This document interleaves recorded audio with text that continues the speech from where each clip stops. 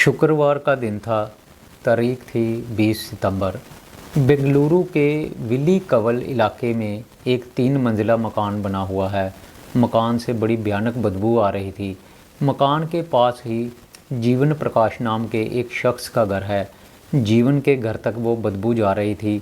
जीवन प्रकाश ने जब अपने घर के बाहर आकर देखा तो बदबू तेज़ होती मालूम हो रही थी। उन्होंने इधर उधर खोजना शुरू किया। जीवन प्रकाश को लग रहा था कि शायद कोई जानवर आसपास कहीं मर गया होगा और इस वजह से बदबू आ रही होगी। तो इसलिए उन्होंने सोचा कि चलो मैं देखता हूँ, कोई जानवर मरा हुआ मिलता है तो उसकी इत्तला नगर निगम वालों को दूंगा ताकि वो उस जानवर की बॉडी को उठा कर ले जाएं।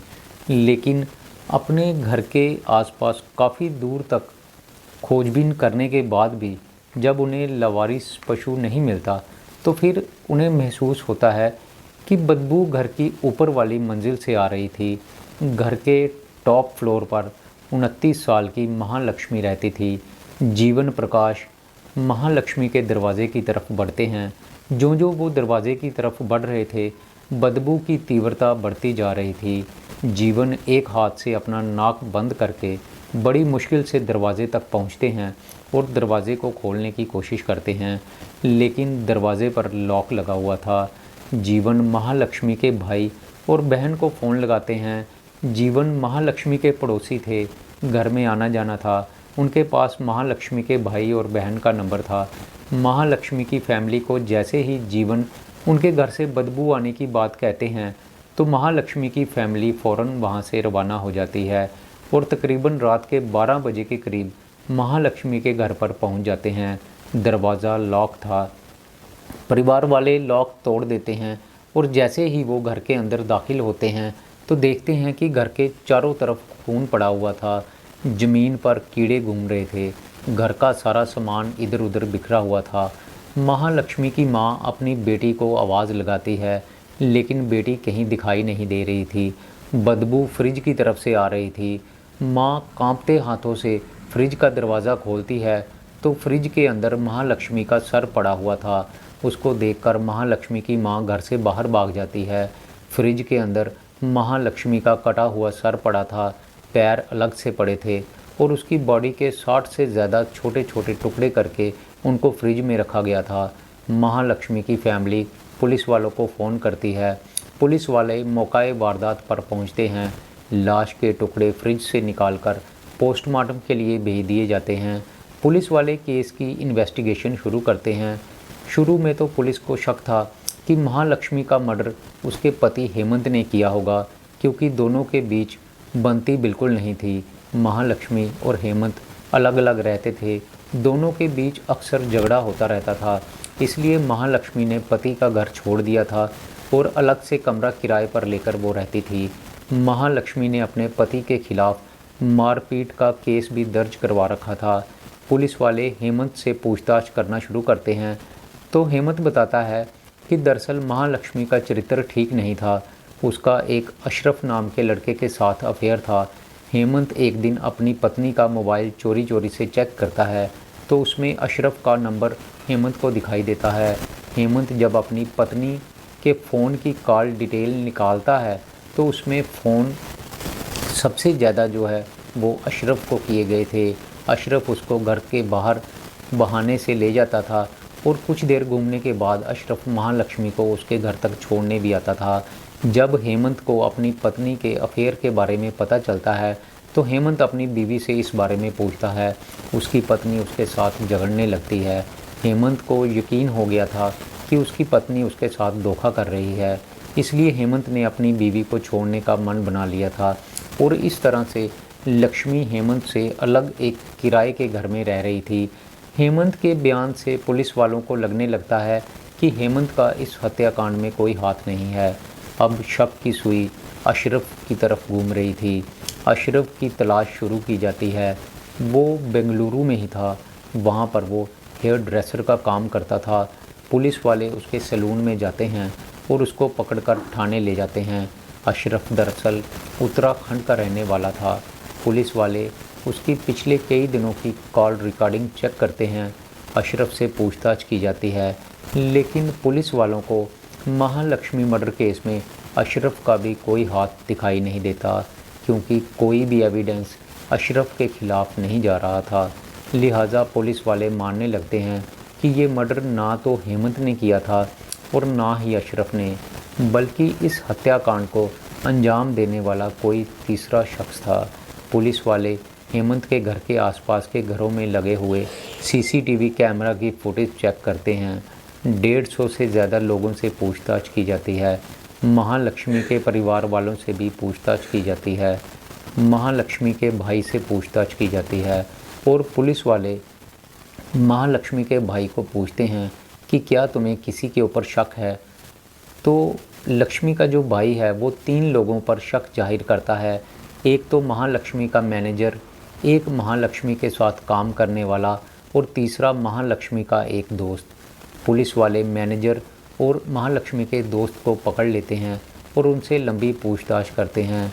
पूछताछ से ये साबित हो जाता है कि वह दोनों भी इस हत्याकांड में शामिल नहीं थे।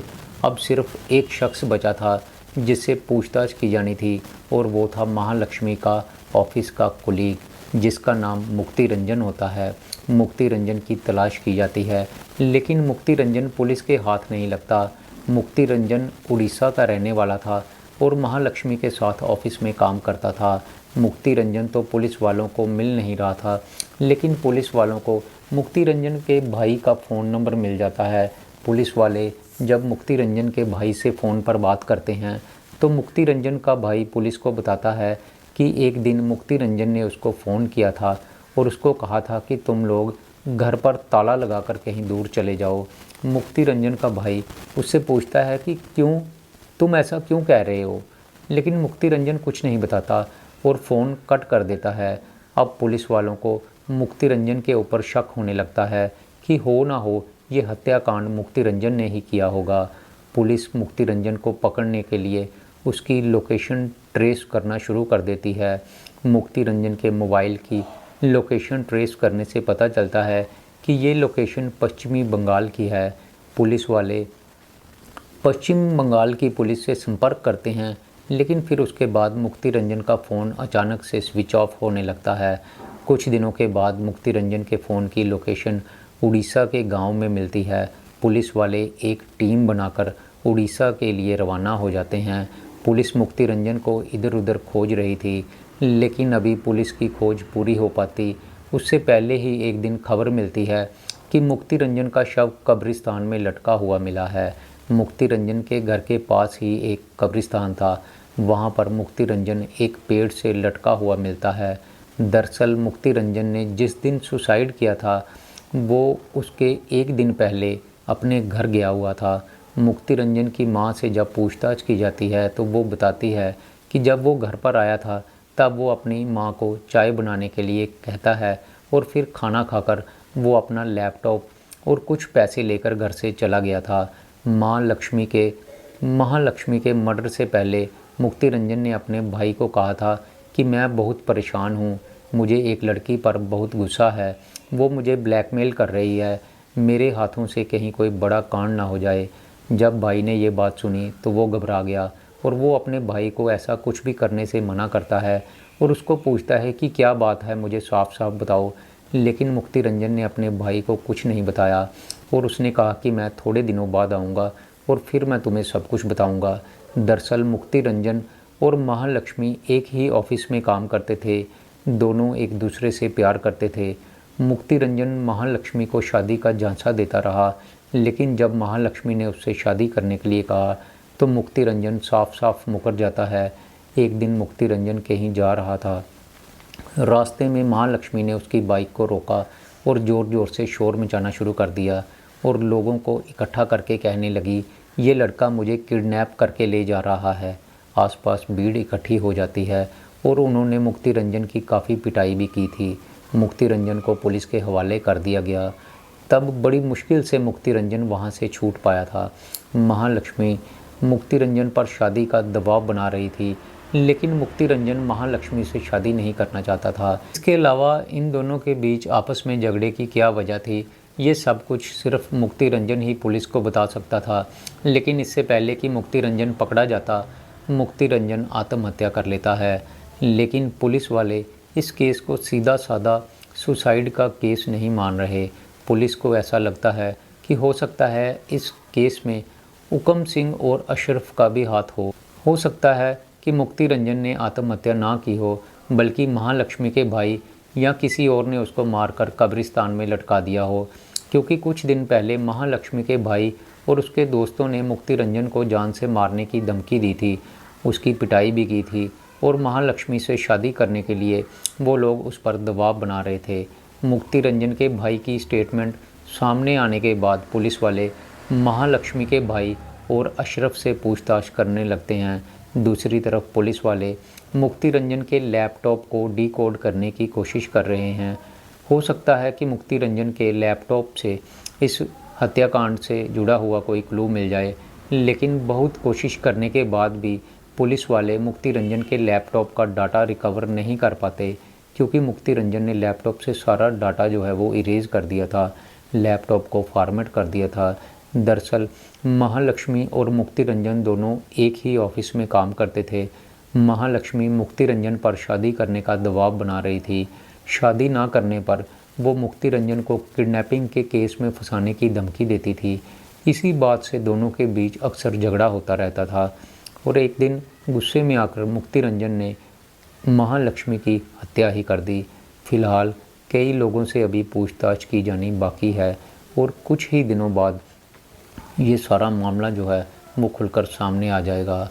और दोस्तों, जैसे ही इस मामले में कोई ताज़ा अपडेट आता है, मैं सबसे पहले आपको कहानी के माध्यम से बताने की कोशिश करूँगा। मेरी आज की ये कहानी यहीं पर ख़त्म होती है। मैं फिर आऊँगा आपके लिए एक नई कहानी लेकर। तब तक के लिए नमस्कार, जय हिंद।